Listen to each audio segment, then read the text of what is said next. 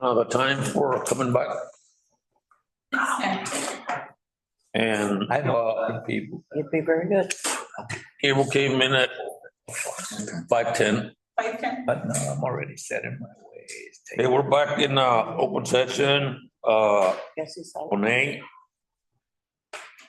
Jonas, So the recommendation for the presentation, discussion, and possible action regarding the adoption of a resolution approving a contingency fee. Recommendation is that it be tabled. So move, sir. then with Mr. Bonilla, do we have a second? Second. Second by Sammy, questions, concern? Not all in favor? Cruz,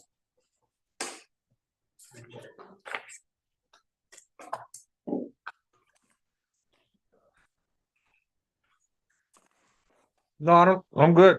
I voted Thank yes. you. So. Right. Motion carries, 7-0.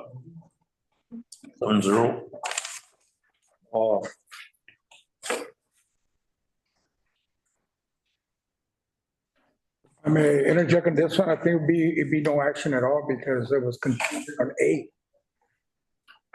On which one? On B, sorry for B, there'd be no action. no action. On B will be no action. Okay, on, item B, no action. And then on C, Jonas, The recommendation is that the Board of Trustees take action regarding proposed settlement offer relating to a contract dispute involving the CFO on the Go LLC consulting agreement and matters related thereto as discussed in closed session. is on a motion, Sure, I move that the district authorize legal counsel and the superintendent to negotiate a resolution regarding the consulting service contract with CFO on the Go LLC and discuss in closed session. okay. Motion by Mr. Bonilla, do I have a second? Second. Second by Mr. Martinez, questions, concerns? Not, all in favor? Mr. Mata? Good, yes. Thank you, sir. It's 7-0. Number 7, budget workshop. Jonas, If you will, let me have, and Mr. Velasquez will come up. Robert, can you just move one of these tables up, please? The presentation. While Juan brings up the PowerPoint presentation. Tonight. They're informational.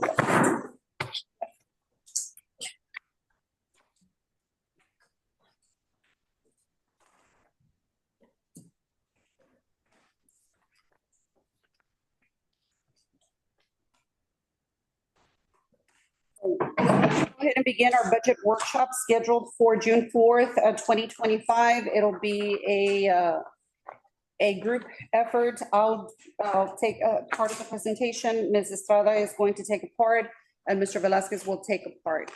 The goals and objectives for the workshop, number 1, is to establish financial goals for the 25-26 school year, which we will be discussing with Mrs. McAnally tomorrow. Mr. Espinosa and I have a meeting with her at 9. To give you an update on House Bill 2, to give you an update on year-to-date budget cuts by function for the 24-25 school year as requested by board member. And then we are going to present a proposed budget for the 25-26 school year. Relative to the financial goals for the 25-26 school year, again, these will be items that we will be discussing with Ms. McAnally tomorrow as either a superintendent constraint or as a fourth goal. Relative to finance, number 1 is to continue maintaining financial discipline. Number 2 is to pay off any potential maintenance tax notes. And number 3 is to bring back the fund balance to as close to 0 as possible. And number 4 is to pay into debt service. Again, these are the financial goals going into 25-26. There's a lot more work that needs to go into these. We will bring these to the board either at a team of 8 or as we continue to meet during budget workshops.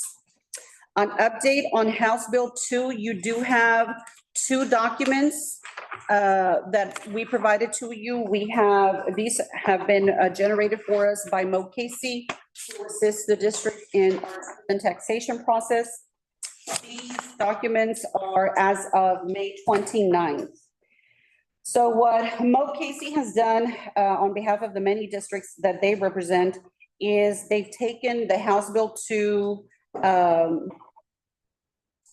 proposals coming out of the 89th legislative regular session, and they have done some very preliminary calculations, and I wanted to share these with you because there are going to be some allotments that are going to impact the school district.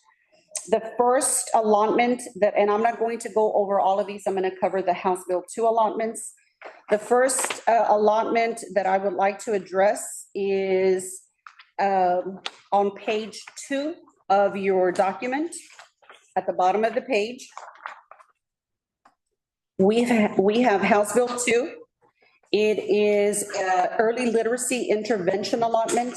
This is a new allotment that has been created under House Bill 2. And so what this, just synopsis wise, what this allotment intends to do is to afford some revenue to districts so that it can start making preparations for intervention purposes for students enrolled in kinder through third grade who are projected to fail the third grade reading test. So if you look at that second column under the 89th regular session, you see that under House Bill 2, early literacy intervention allotment, we are expected to receive $10,150 for the 25-26 school year. How did the state come up with this money?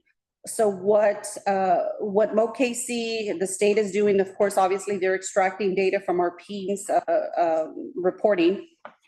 The Mo Casey in their projections, and all of these are projections, they're not final numbers. They're projecting that of the 406 students that are currently enrolled in kinder through third grade, 118 students are expected to fail the STAR reading tests consecutively. Okay, so either third through fourth, it would have to be third through fourth because this is kinder to third grade. Councilmember, as to where you are, I'm trying to. Page 2. I'm talking about the thin packet. The I'm on page the single 2. one on. Page 2 is in the back of page 1. Correct. I'm at the bottom of the page. House Bill Okay, 2, right. The red- early the very literacy. bottom. Okay. So again, of the 406 students that are enrolled in kinder through third grade, 118 are expected to fail the third grade reading test or failing consecutively. Because of this projection, the state is giving the district an allotment for early intervention, early literacy intervention of $10,150. Okay. Total. So that is the early literacy intervention allotment. So I'm going to move on to page 3. And I am now looking at the teacher retention allotment, which this is the teacher raises allotment that has been on the news.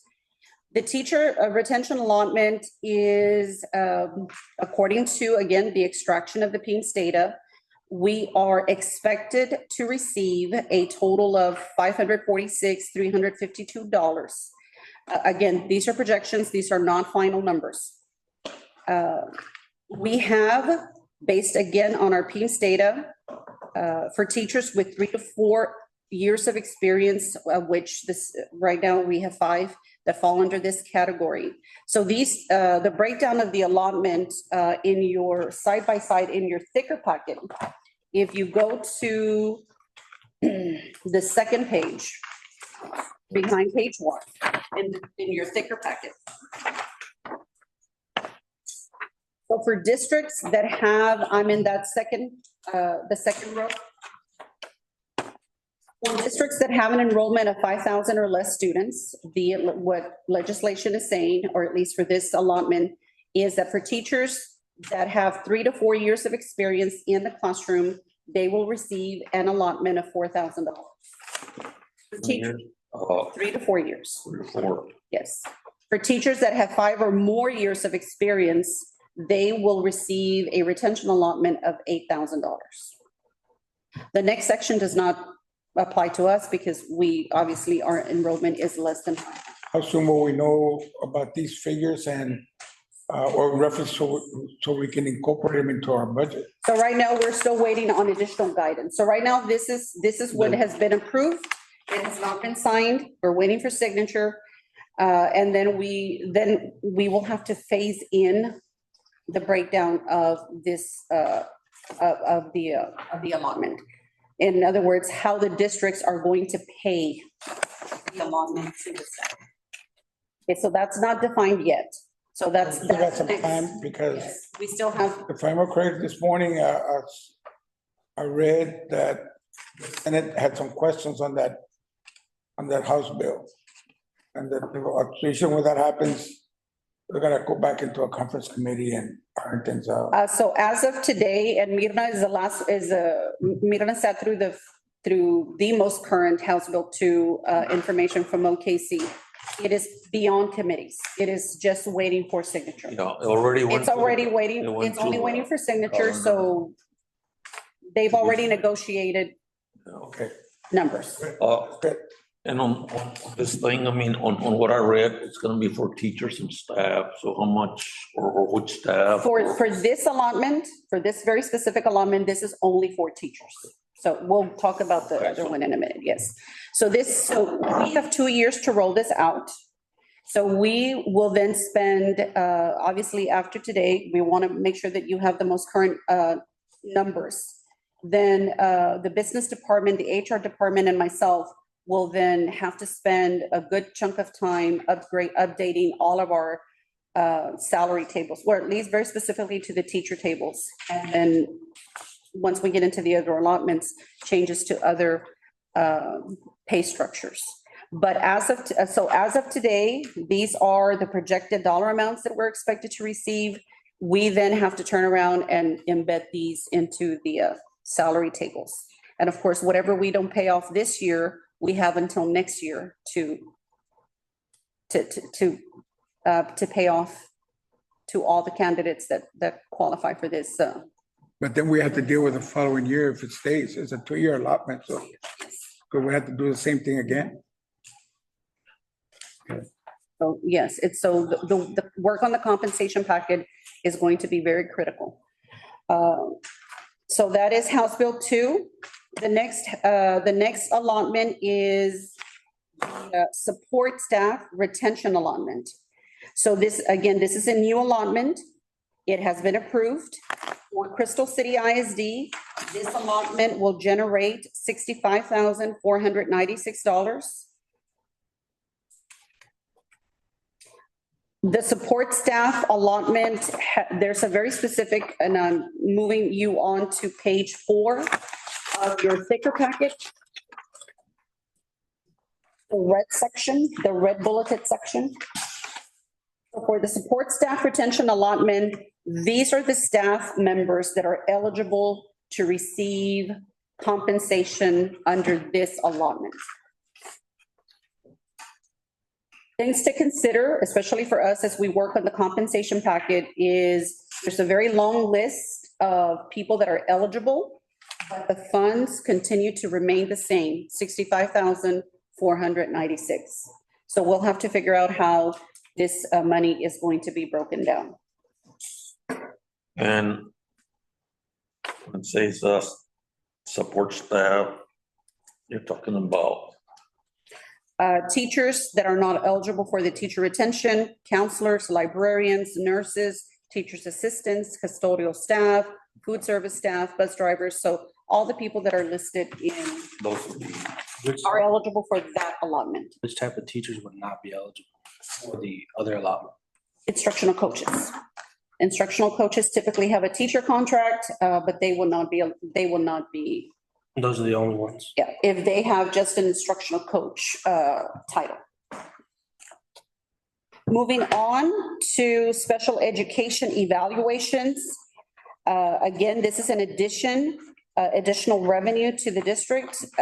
This has gone from $3,000 number to $1,000. So right now, for every special ed evaluation, that the district performs, it would have to be a full FIE.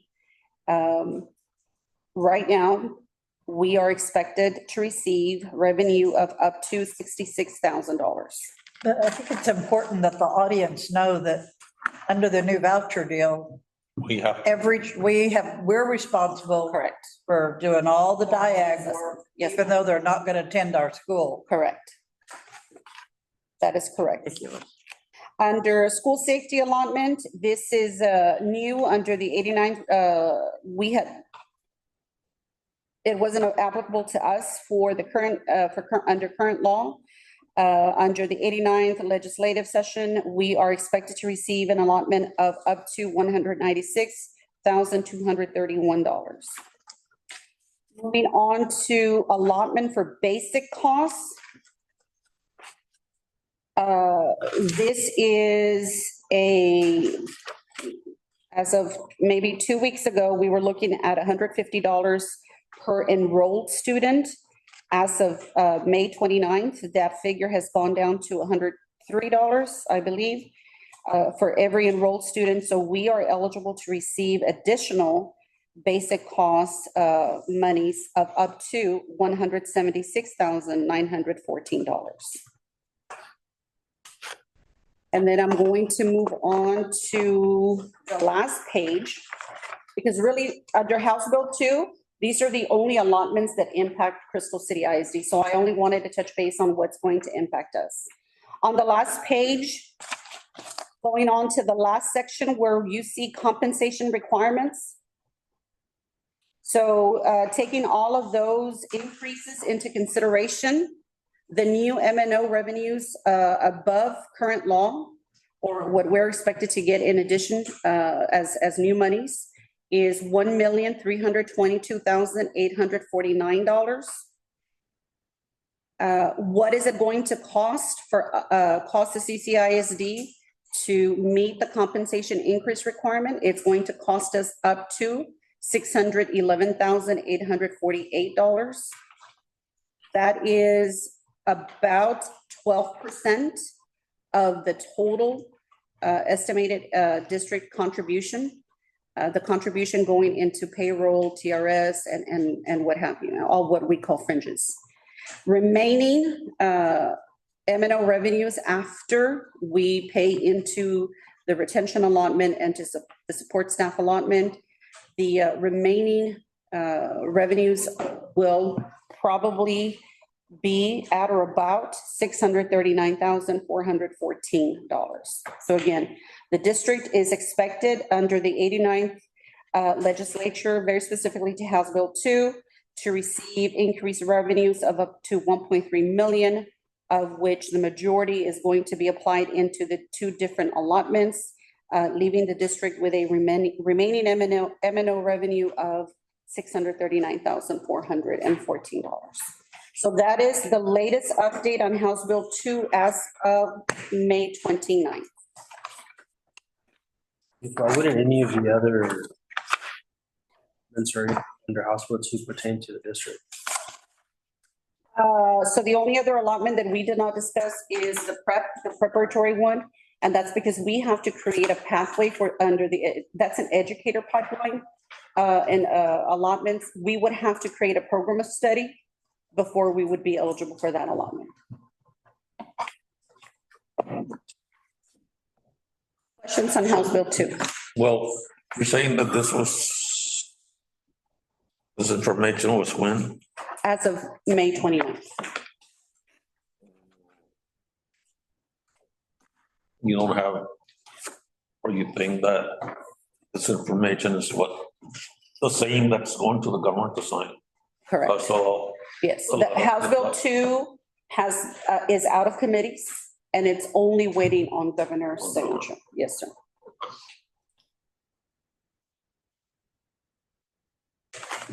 Okay, so we're moving on to budget. Okay, ma'am, before, because it is gonna affect our budget. This bill is only for 2 years. Mhm. And I was thinking about the increase in salaries for professional and not professional. What if it, and I know it's a big what if? Mhm. What if in 2 years, legislature doesn't provide any more funding for that? How we're gonna deal with that in terms of letting our employees know? Do we gonna let them know in advance, or this only for 2 years? You might have to reduce your salary in 2 years. So that's going to, a lot of that is going to depend on the compensation packet that we put together and how we create the salary tables, how we adjust the salary tables, because we have to do it in a way, because this is only for years 3 and that first one is 3 to 5 years or 3 to 4 years. We have to be able to do something first for 1 to 2nd year teachers. So we have to create buffers here, and then we have to transition the tables out.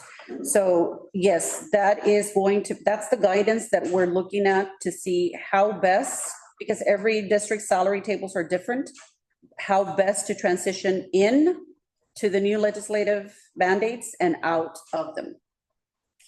Because yes, right now, we don't know if this is going to be sustainable. Continue. Well, the districts have to be able to sustain the mandate, right? Yeah, And so we the don't know, local budget is going to have to come in and leverage out wherever we have gaps that will be created in the salary table. Here's because the second year allotment doesn't increase, because, for example, if we have several teachers that are 4-year workers, they fall under the current one. But next year, they're gonna have 5 years experience. So we're gonna have to deal with that increase. I'm assuming they're gonna change. They're not gonna stay with the previous compensation. I believe they will, but we need more Verify and make sure. guidance, yes, sir. Okay. And we will then, as now we move into the guidance part of it, the application part of House Bill 2, we'll bring you all updates also. Okay. Make sure that we are in compliance by September 1st when it becomes effective. Can you advance the slide one? Okay, so we'll begin with the budget update. So first, I know that Mr. Espinosa had asked for year-to-date budget cuts for the 24-25 school year.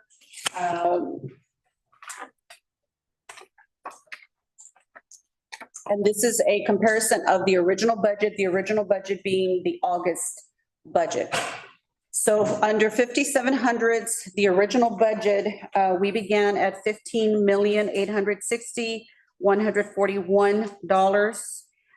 The amended budget as of May 12th, when we brought it to you, amendment number 4, we have reduced by 12 million, not by 12, to $12,063,106.03. And so when we do a comparison between the original budget and the current budget, which amendments you just approved, Could you give us the names of each one of those budget numbers? 5,700, Robert, do you want to jump in? It's on there, the 5,700. Yeah, it's I know. local, 57. Local is 57. Local, it's local. Local, Okay, state. that's what I want to hear. We're gonna move, yeah. Taxes as well. Right, okay. And then the 5,800 is what? State, State, That's TA. and 5,900, federal, Federal, that's federal, okay. Good, and 79 is 7,900, transfer. transfers. Transfers in. Transfers in, 57 was what? Local? local, And it's local, state, federal, and transfers in. all right. What? Transfers in. So the difference from original budget to current budget is $3,797,034.97. In state aid, in revenues, original budget was $7,764,934. Amended budget, $6,797,000, $52.17, a difference of $967,881.83. Federal revenue, the original budget was at $3,295,934. The amended budget is at $1,404.15. And this is where we had this is where Mr. Cepeda included the federal revenues into the into the general budget. So that's why you see such a difference there. The difference being $3,294,246.85. In transfers in for the original budget, we had zero. The amended budget, it's 1,247. The difference being 1,247.07. In total revenue, the original budget was at $26,920,726.00. The budget amendment as of May 12th, 2025 has us at $18,862,809.42 for a difference of original versus current budget of $8,057,916.58. So that is how our original budget has evolved over time and as we have been making reductions in budget throughout the year. So a lot of work that has gone into these cuts. On the next slide, these are cuts by function.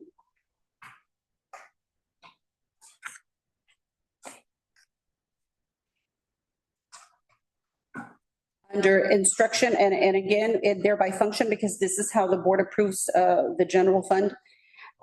Under function 11 or instruction, the original budget was at $12,359,562. The amended budget for that same function is $9,997,312.40 for a difference of $2,362,249.60. Under function 12, instructional resources and media, our original budget was at $125,808.00. Our amended budget is at $4,771.43, a difference of $121,036.57. And under function 13, staff development, our original budget was at $52,003.00. Our amended budget is at $19,752.87, a difference of $32,250.13. Under function 21, instructional leadership, our original budget was at $127,808,000. Our current is at $4,771.43. The difference is $131,533. I'm sorry, I read that wrong. $131,533. Function 23, school leadership, our original budget was set at $1,166,525. Our current budget is set at $1,178,697.90, a difference of $12,172.90. Function 31, guidance and counseling. Our original budget was set at $291,517. Our amended budget is at $626,892.76, a difference of $335,375. Why is it, $335,375.76. why is that a negative? It doesn't have a negative. I'm sorry, I guess you didn't pick up a negative where am I? at line 31, counseling. Oh, I'm sorry, yes. It's a positive. It should be a positive, yes. It's a negative. I know I saw it in parentheses, so it's a negative? Right. Okay. It dropped. Function 32, social work services. Our original budget was at $201,885 versus current $195,147.92 for a difference of $6,737.08. Function 33, health services. Our original budget was at $256,694.00. Our current budget is at $204,947.56, a difference of $51,746.44. Function 34, student transportation. Our original budget was set at $665,717.00. Our current budget is at $588,075.38, a difference of $77,641.62. In function 35, food service, our original budget was set at $1,231,256.00. Our current budget is at zero for that function, a difference of $1,231,256. Again, if you all recall from the beginning of the year, food service should not have been included in general fund, so that's why we zeroed it out. We zeroed it out initially in February. Something with the, going on with the calculation, right? Say that again? Like for item 31 and 35, it shows like there should be an increase if these numbers are correct for number 31. 35 is really an It's increase. really an increase. Well, Yes. 35 is an increase and 31 is well, 31 is an increase, right? Right. And 35 should be a decrease. Because it belonged in another fund. Yeah. Well, these are showing, I mean, I guess I'm taking the blacks as increases and the reds as negatives, right? So, They showed up different. yeah. So those two functions need to, Be corrected, yes. Function 36, extracurricular. Our original budget was at $1,184,636. I'm sorry, did I get that? Yes, I'm sorry, these numbers are very small for me. $1,184,636.00. The current budget is set at $865,724.02, a difference of $318,911.98. For function 41, central administration, our original budget was set at $1,043,112. Currently, we are at $1,374,158.97, for a difference of $331,046.97. For function 51, plant maintenance and operation, our original budget was set at $985,236.00. Our current budget is at $2,655,702.13, a difference of $1,670,466.13. Again, the plant maintenance and operation, we go back to the beginning of the year when the original budget had under projected the expenses for the current year. So this adjustment we made very early on with Mr. Solomon. I'm sorry, on 12, on the budget cuts, 12 and 21, they seem to have the same original budget, Well, same amendment. Budget cut by function.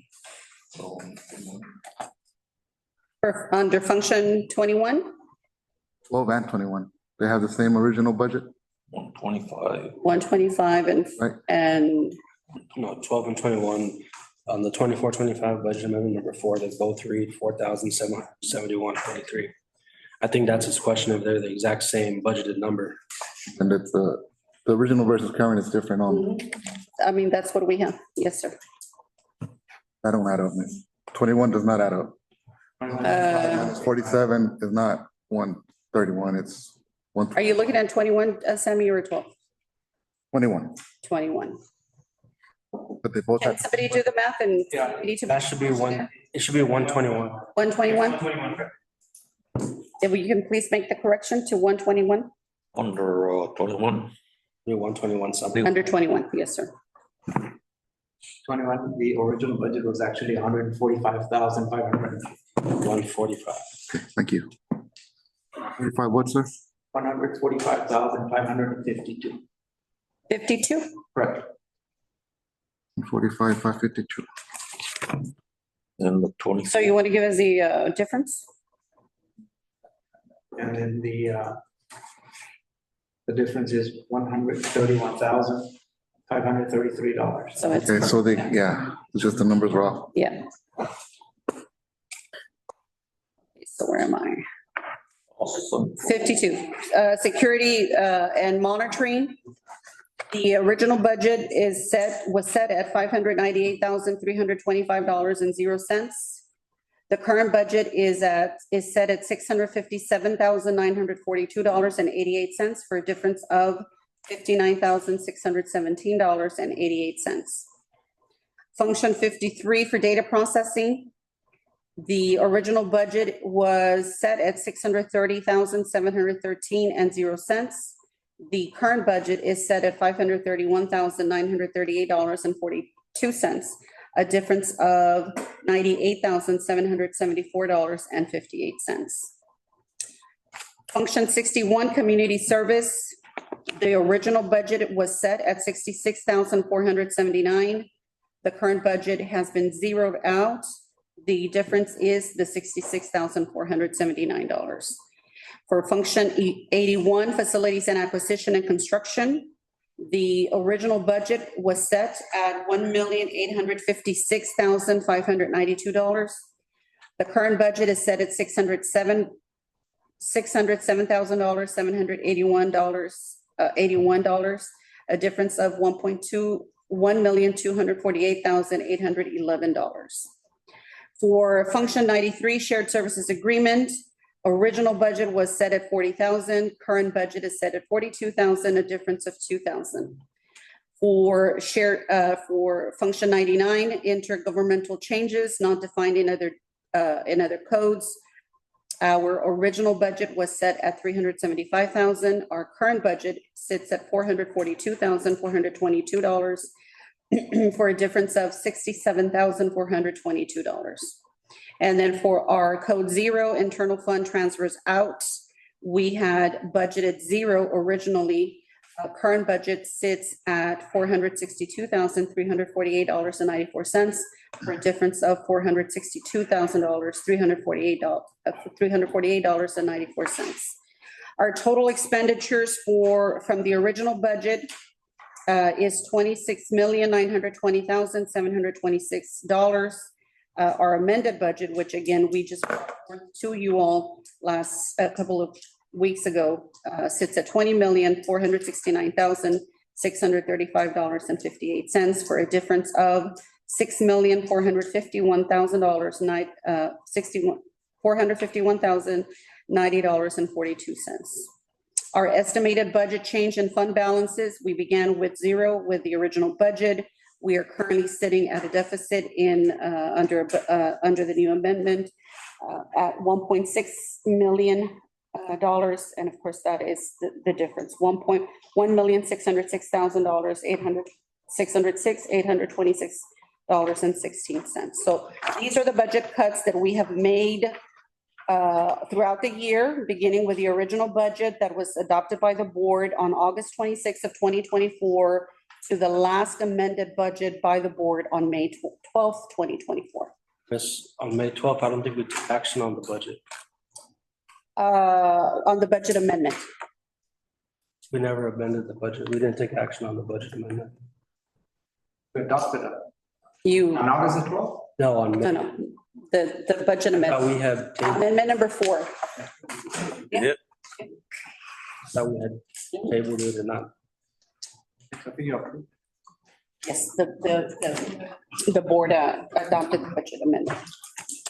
On the last budget, there was a additional revenue of, I guess, 4 point something that wasn't appropriated yet. I forgot what function it was at.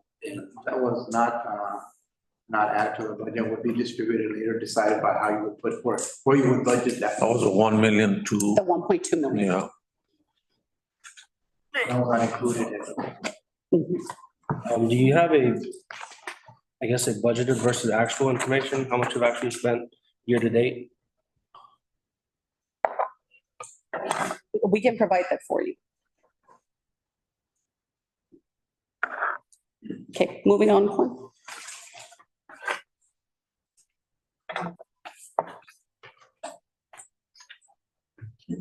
On page 7, Hold on, let's advance this here.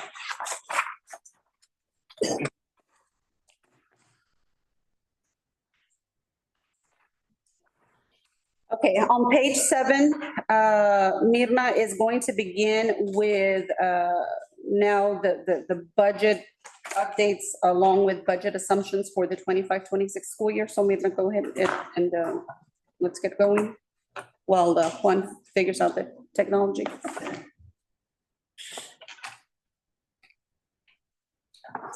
Yeah.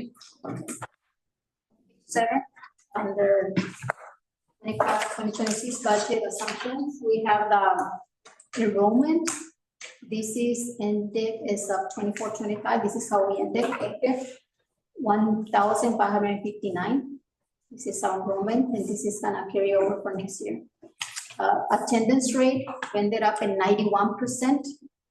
The refined average daily attendance, which is calculated by the enrollment times the attendance rate, comes up to 1,409.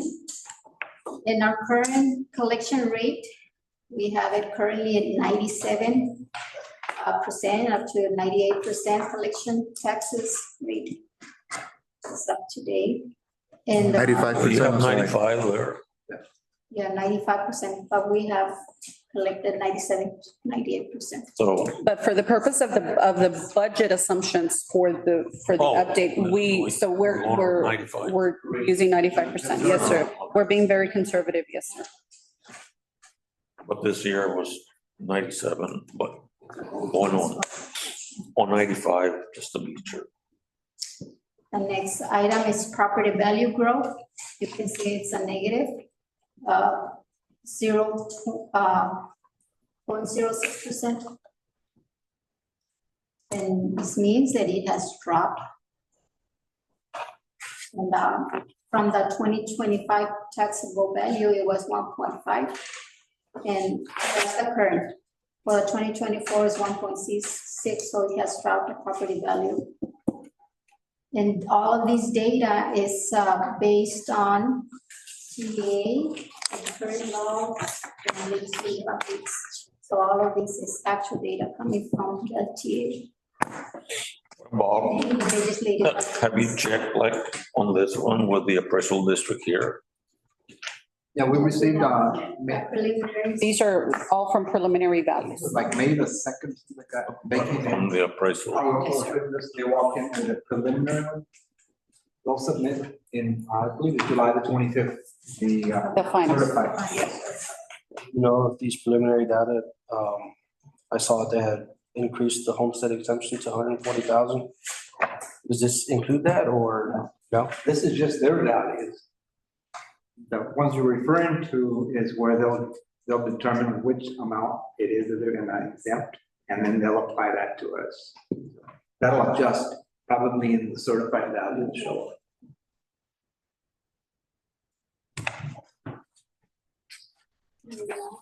Next page, number 8. Continue with the projected tax rates for the 25-26. Our current, right now, for the maintenance and operations, we have 0.6669. That's for the M&O. For the INS, which is the debt service, it has 0.246045, which means that it has decreased, it has dropped 0.04 cents compared to prior year. Prior year was 0.286659. we have a question for Robert. Robert, on the tax rate that we approve, how much can we increase without having to take up the voters? You've actually increased your maximum compressed rate assigned. It's different than the last few years. TA now determines what tax rate the district uses. The maximum compressed tax rate, compressed literally means that they push the tax rate down, is 61.69 cents. The board approved an additional 5 cents locally, and that's a grace that the state lets the local boards do. Only 5 cents without having to go to an election. They've already Increase, You've already done that. not decrease. You can't go down because. We're already at compressed rate. Yeah, TA wants a share of money, and if you're making so much, you can't, they're not allowing you to drop it any further, because if you do, then you are taxing below your level, which means TA. so what we have right now is as we can go. We're at the max. I was thinking about the Election, but homestead, I mean, if we're getting, I think you said, It's in, 140. homestead exemption is increasing to 140,000 from I mean, The state will make, with those exceptions, the state will allow the school districts, what's called a hold harmless. So if the district loses 150,000, they make No, some of that. I know, but what I was saying, I mean, with that amount of money, I mean, last year, what was it, 100,000? I mean, Yeah. Right. so, I mean, so now, I mean, there's gonna be a lot of people that, I mean, can save in the school district. And I know they're gonna get it from the state, but I was saying, I mean, if the people that pay taxes for school district are gonna get on the, an exemption, so maybe we could go up, but you said we're, You kind of said it, the cabinet got you. I have a question. If I understand the process first, we have to do a budget first. And then based on the budget, we decide what the tax rate's gonna be. Am I correct? Right, so these are based on, so the header is, these are budget I assumptions. understand. These are just assumptions. So I'm assuming that our administration's already more or less put together an estimated budget for next year.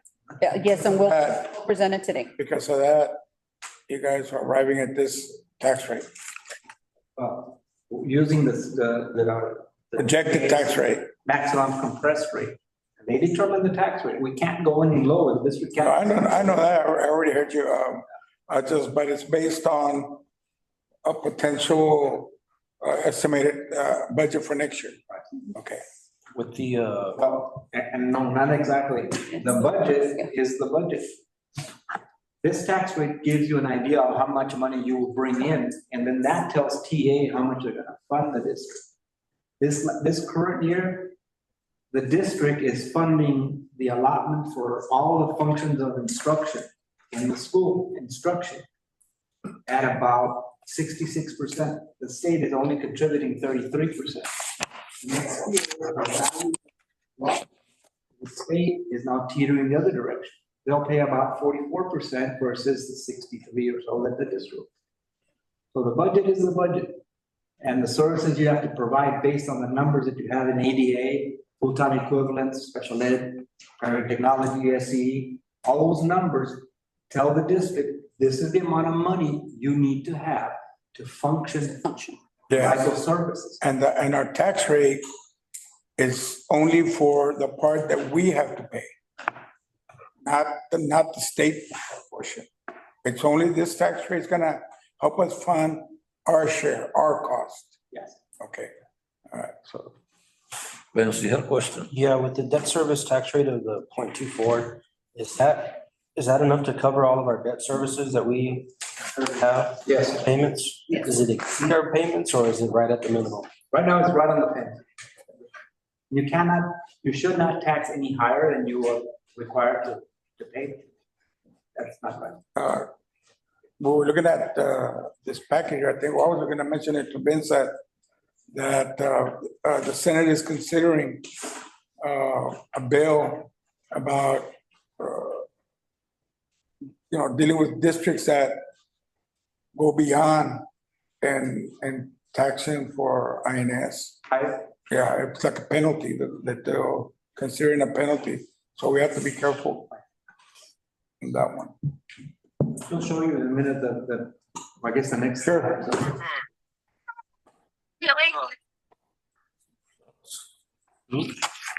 Bruce?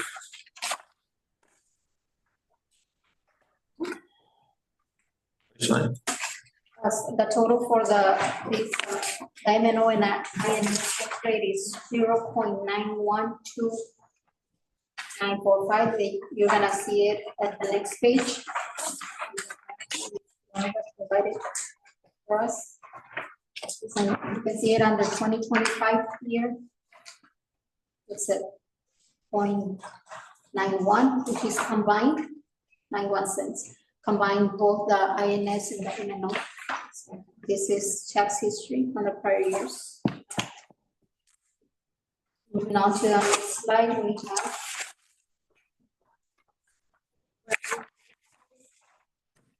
This is putting the taxes.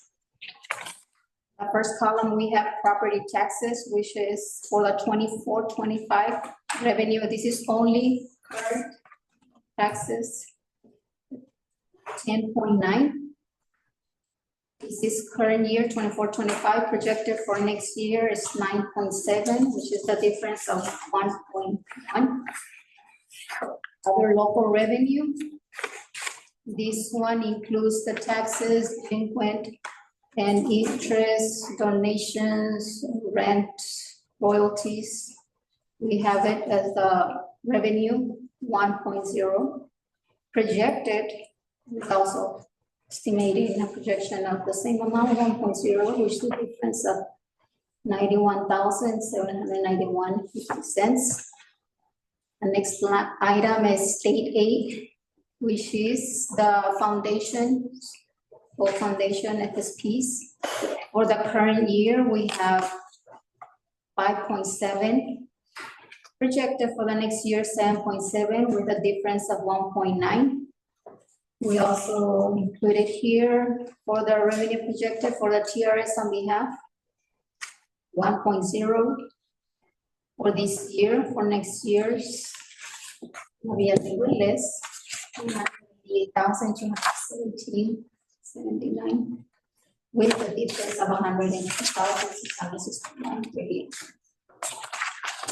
We have 0 on the federal rate. Current.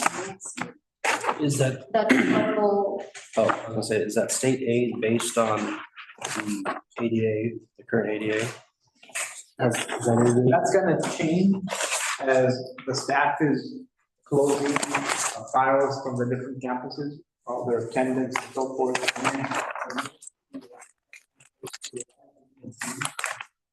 They digest those numbers and since corrective, and then the district has an opportunity to do a second submission. And by then, TA has already more or less taken into account the legislative items that Ms. Vidornes mentioned earlier. And TA has to interpret those laws and put them into formulas as well, like what we call a summary of finance.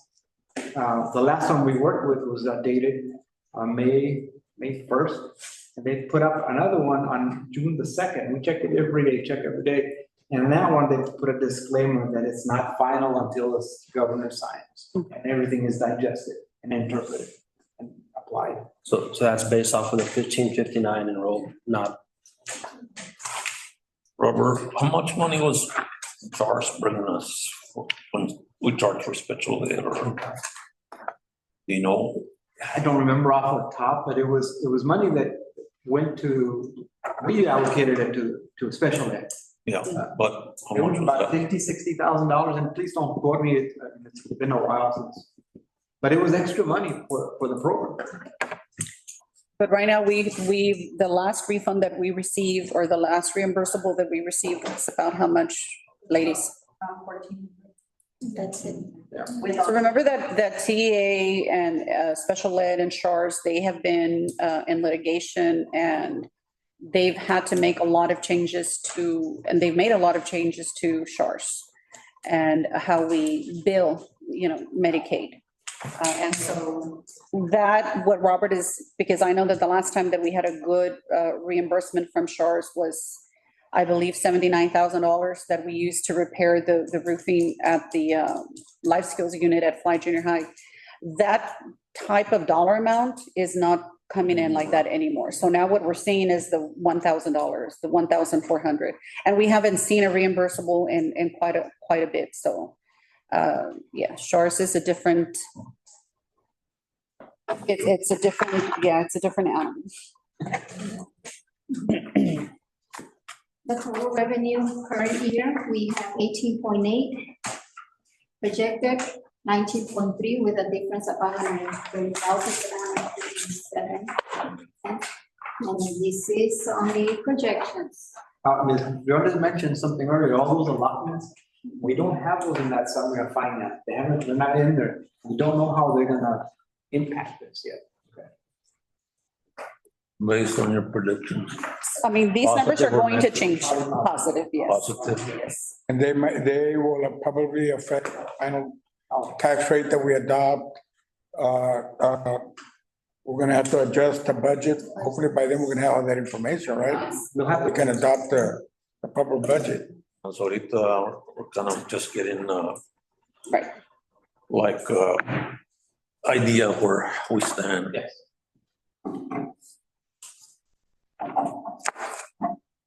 Projected expenses. The current year budget we have, these are actuals, what we have in the budget here. 61's payroll, it's 15.3, projected 14.6 with a difference of 657,148. 62's contracted services current year, 2.6, projected for next year, 1.9, with a difference of reductions of 619,083.43 cents. 63 supplies and materials for the current year, we have 524,108.66 cents. Projected $343,973.70, the difference of $180,434.96. The 64, which is other operating costs for the current year, $930,029.34. Projected 2.0, the difference 1.1. For the debt service, we have 0. This is not, we're only doing the one general fund, so that's why it's not included here. The capital outlay, the 66, for the current year, 611,507.57 cents. Projected for the next year, we have the 200,000. And the difference for this current year, next year is 311,507.57 cents. Now we have the 89s, which is operations transfers out. For the current year, we have 462,348.94 cents. This is including both two transactions in this amount, which is the payments to the health insurance and time warrant.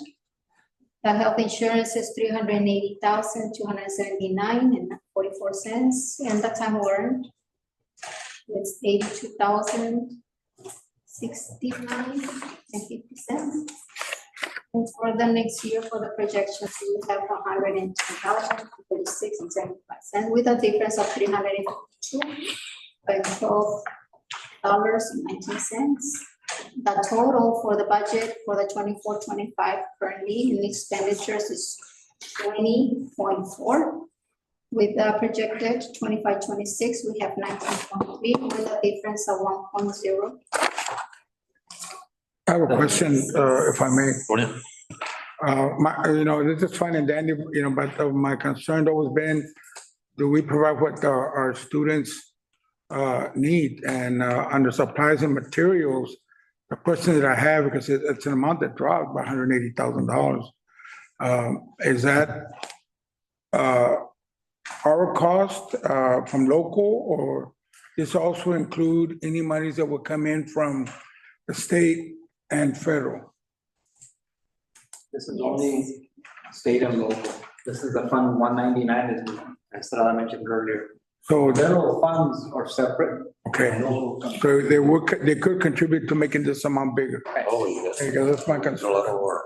that I don't want to hear a community aid, but, you guys get these programs, they require a lot of paper, and then the teachers don't have the paper.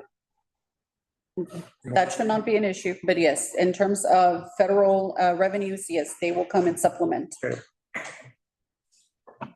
So on the 8900s, the transfers out for the 24-25, you mentioned there was a $380,000 payment to the health. The health insurance. Health insurance And assistance to that program. and the other 86 to the time warrants. So are we not making that payment to how did it drop 352,000? The 110 that you see there, that is two amounts in there. I was gonna save it as a price, Joe. the other reports. That is the time warrant. It's about $85,000 worth. The other $25,000 in that number is a payment that we'd like to schedule to transfer, and it's gonna be a transfer to the debt service fund. Remember, the school took some money from that program? We're gonna start paying it back. So what about the workers' comp or the health service? The health, well, at this time, at this current time in this school year, the district has contributed because the rates were set at a point where they did not fund fully the health insurance. It had not been adjusted in several years, as normally we'd adjust. So you'll be seeing premium recommendations for next year on the plan that will fund it fully to its maximum capacity. So hopefully you won't have to subsidize it. The premium will adjust, it has to adjust in order to meet the claims requirement. So it's probably gonna go up. They hadn't adjusted in several years. Any other question? That's fine. As for the 25-26 projections, Mr. Velazquez is gonna provide the cash flow. More details.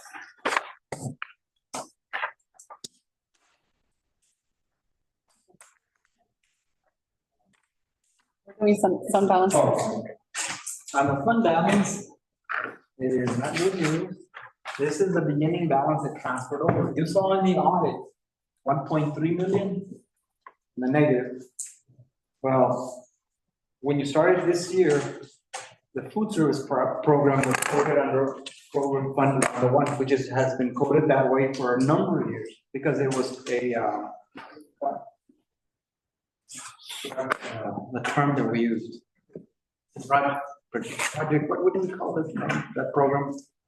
Provision 2, because the district paid 100% of the kids that have to pay in full, and those that have to pay a portion of, the district matched that. That was from local side. Okay. So it wasn't entirely a federal program on its own, which pays only the portion for free and the portion for the reduced. District took over as provision 2, we paid for everybody. This year, the individual that you hired moved that fund over to a 200 fund. He said, no, we're not gonna book it that way under 100 fund. When you close the year last year, the auditor said it's a 100 fund. It has money, and adding the negative from the general fund, it was a balance of 1.3 million in the shortfall. When you took the fund, food tourist fund, it had money in it. It had $600,000, $640,000, I think. When you took it out and named it 240 and moved it out on its own, they took the money with it. It has to. So it leaves the debt, the debt here on the fund balance, an additional 600,000. So from 1.3, it went to $2 million in the red. That's what you got. So we're starting out with. Yes. And that's got to be another goal of the district. You've got to start replenishing. And the way you replenish that is by saving money in your next year's budgets. Or like, for this next school year or at the end of the school year, I mean, if we're gonna finish, paying for a football field, which is gonna be a big savings. I mean, how much do we pay? For the football field, we still need to pay about 200, an additional $200,000. That we're done, right? With the football field, yes. I mean, that's money that we can start putting in the fund balance. I mean, In the following years, The yes. following year, for 26, 27. That's true. As you eliminate some other Of the projects debt. that you started and close them out, those are funds that can stay in the budget, but save them for future, or designate them as a savings to eliminate or start reducing some of that red ink. On the following page, you've got,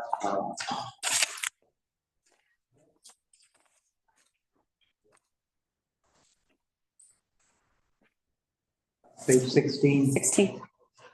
for the current year, 24-25, what was in the system? In this system, this is if you started with, you allocated or booked $4,727,000. For 25-26, the bill for the bonds is really $3,605,000. So you can't charge taxes beyond that amount. Hence the reason for dropping the tax rate.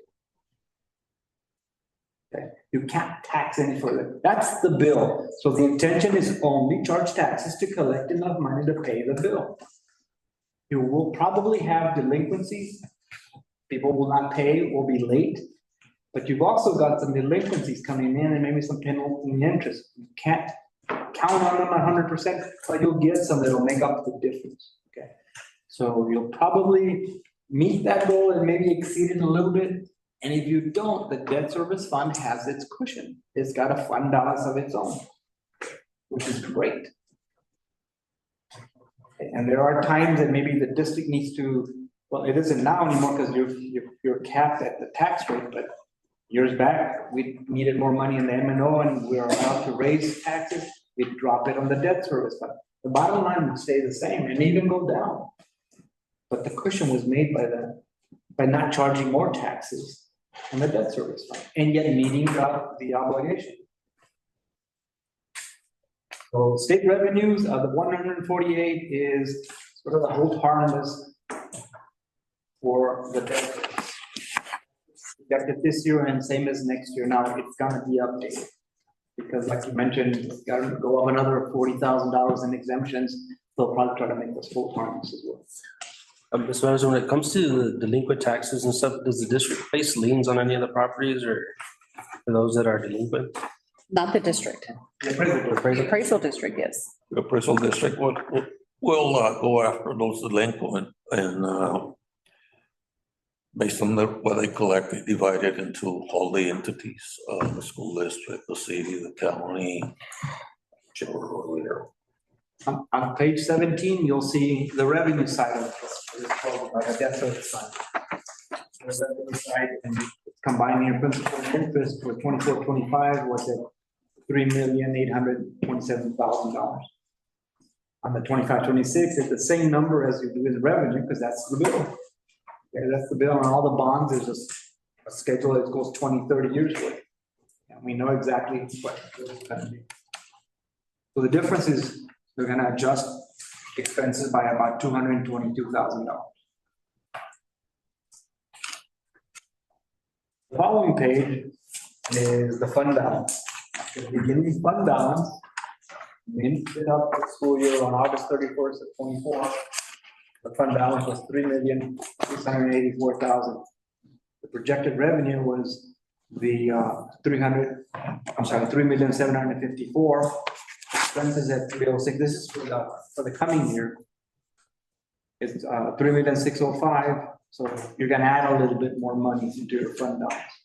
And this is a perfect example of what you want to do with your general fund as well. You bring a little balance over, and then you've got revenue one year and expenses. Maybe you don't budget all the expenses, all the revenue. You have a little bit left over. It adds to your fund balance. It doesn't necessarily sit there, but it gives you better credit ratings for something down the road, or you can project the project that's coming up. And don't necessarily have to impact your budget because you've got revenues on the side in your savings. You can designate that.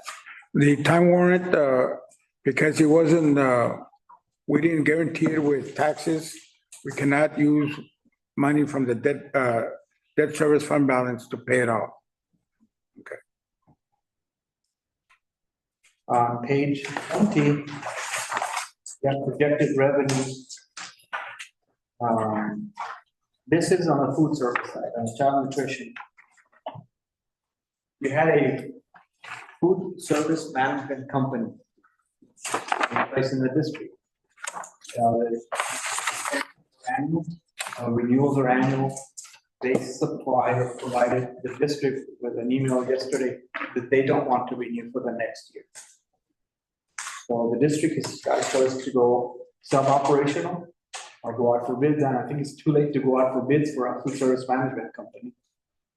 And now they've got to put together an application and a budget for next year. And that's what they're working on. And currently for 24-25, these are the numbers that they've got.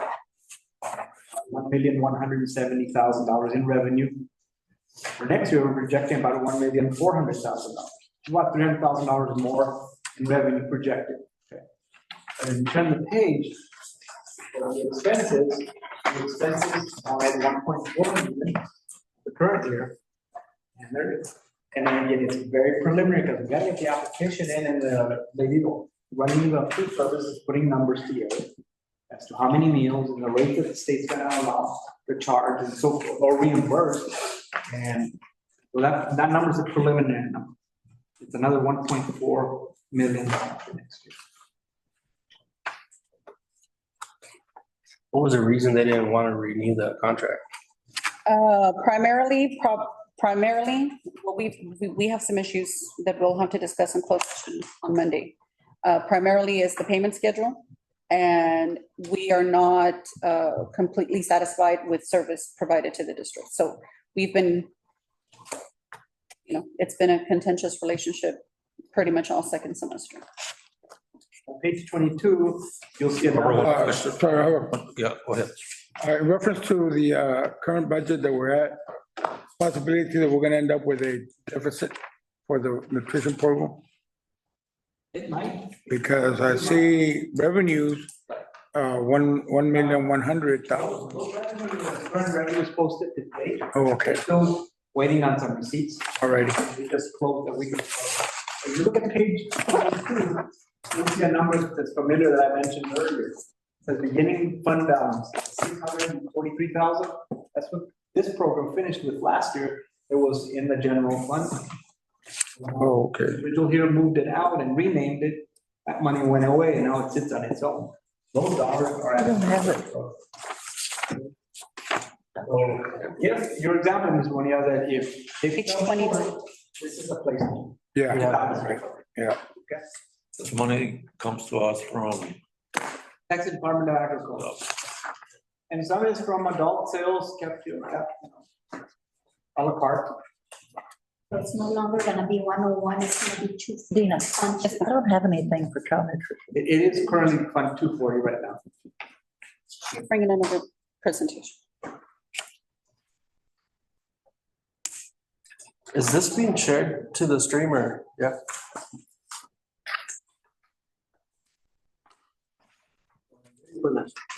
The grand finale.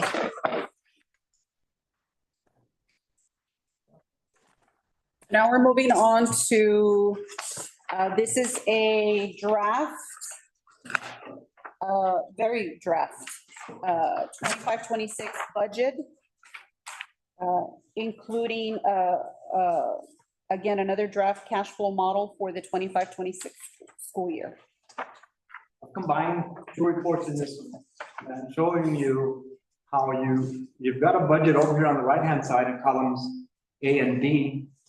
You've got it broken down by taxes. And that number is the number that shows up in the report or PowerPoint that Ms. Veronica provided you with. And on line 2, all the way to line 11 are the other sources, still local, but delinquent, earnings from CPs, rent of property, and flooding gate receipts, and so forth. 5,700s are at about $10,780,000. Line 14 to 16 is the state side, what they contribute. That's about at $8,613,000. Federal, across the board, we have nothing right now. Total revenue is anticipated at $19,393,000. Below that, we've got expenditures. We've grouped them a little bit different. We've grouped them by payroll, by contracted services, supplies and materials, other operating costs, which is travel and utilities, sometimes 6,600, which is capital outlay, and then 8,900, which is a transfers out. The transfers out in this one, we referred to earlier, we discussed earlier, is a time warp. The reason is that as an 8,900 as a transfers out is because it's not paid from the general fund, but the funds are allocated in here and transferred out to the debt service fund. The debt service fund, which is Fund 598, is the one that actually pays the bill. 599? Okay. And pays that bill out. Okay. So you'll notice that line 23 says 19,933,000. The projected expense matches that. And that's what you should see, and that's what you should adopt, a balanced budget. The only way you don't adopt it is if you got, or that it would be different, is if you've got more revenue. And then the difference in the revenue is what you'd say, I'm gonna add that to my savings, to my fund balance. If you notice line 29, it's highlighted. Look across the column F, G, and H. And that's $2 million compared to, I'm not sure what the number was earlier, but it was not $2 million in this current year. That's projected to make a payment on a possible loan to the district. We've allocated that payment in here as well. That estimation only, a rough estimate of $1.5 million. The payments are in there. That doesn't total to the 1.5, it exceeds it because there's other items in there as well. If you look at line 31, September, we got $5,000 there. And the next highlight in January, column G, 20,000. That's $25,000 that we'd like to transfer over to the debt service fund. We're upfront trying to set money aside to meet some of our obligations. It's a drop in the bucket, but it's an attempt to start making payment on it. And in light of those numbers, you're balanced. Okay. Below at line 37 down to 42 is just a little more of a description. These numbers are based on, these revenues are based on an average daily attendance of 1,398, 1,398 kids.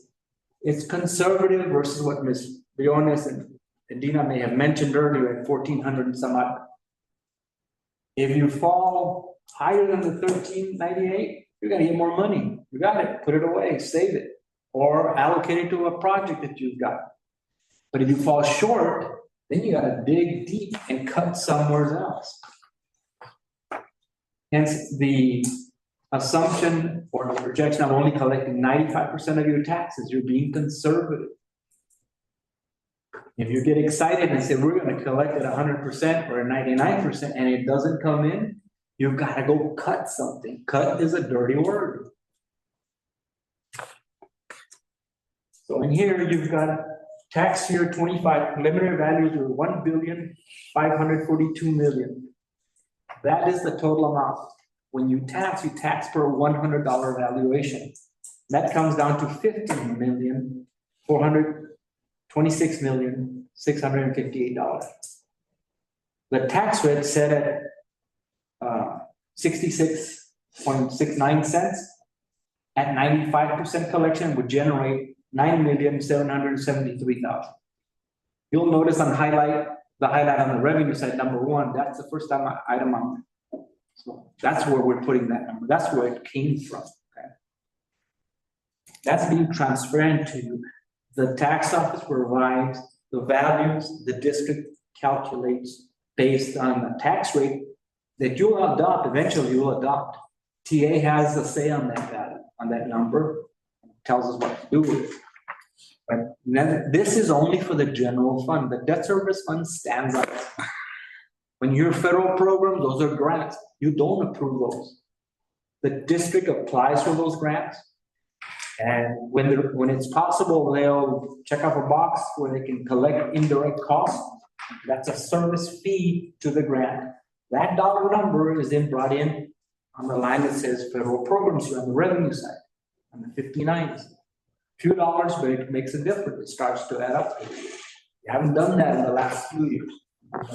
We're going to start doing it now. Get a little more cash for the general fund. Okay. And then you've got an estimated foundation school program and the available school fund aid. That's about $7.1 million. And that's the same thing in line 15. Do y'all have any questions? Again, Questions, yeah. projected. This is going to change. No, sorry, this is going to change because legislature doing their job right now. And then the folks at TA and Omar, who does the template, is also working on it. And there'll be various versions. So, Mr. Nunes, if I may, sir. Go ahead, sir. And so, you know, that one of the reasons we're in the situation we are is because we overestimated our attendance or the figures that we submitted to TA. You're now, after looking at the figures of our attendance, you're still pretty happy with the amount that we submitted to TA. Yes. It's been very conservative. We've done it twice. We've seen only one adjustment for the $90,000. That still stands from the beginning of the year. Now, obviously, we are getting near final submission to TA in terms of PEEMS, in terms of total enrollment and total attendance. So during the summertime, or late into the summer, we will be notified whether the state is going to make an adjustment going into the 25-26 school year. But in terms of projecting for the next biennium, we've been very conservative. So yes, I'm still very confident about those numbers. Including the appraisal, but from the appraisal district, we're Yes, projecting yes. 95 Yes. versus 90. Currently, you're doing better than 95. Yeah, we're doing better than No, that, but we work out. We have 95. 98%. Yeah.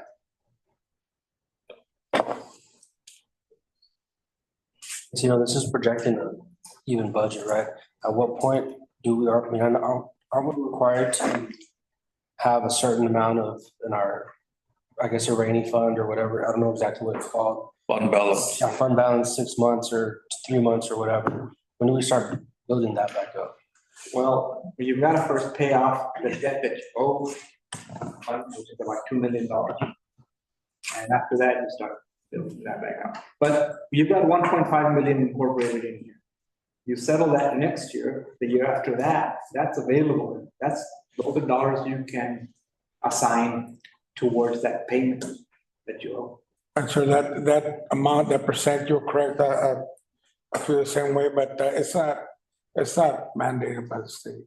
It's just that's what's recommended, that we keep in our fund balance at least, 3 months? 3 months. 25%. About. It's not mandated. It used to be, they dictated, they'd say, you need two months worth. This district right here, we did 3 months, we did 90 days. Our credit rating was AAA plus. It ain't that anymore. Yep. Not mandated, they sure pay lots. Sure, Rainy day, like. I would sure like to have it there. And that is the goal. That is why we're working on financial restraints for the board and for the superintendent going into this next set of team of 8 meetings. To make sure that we do begin.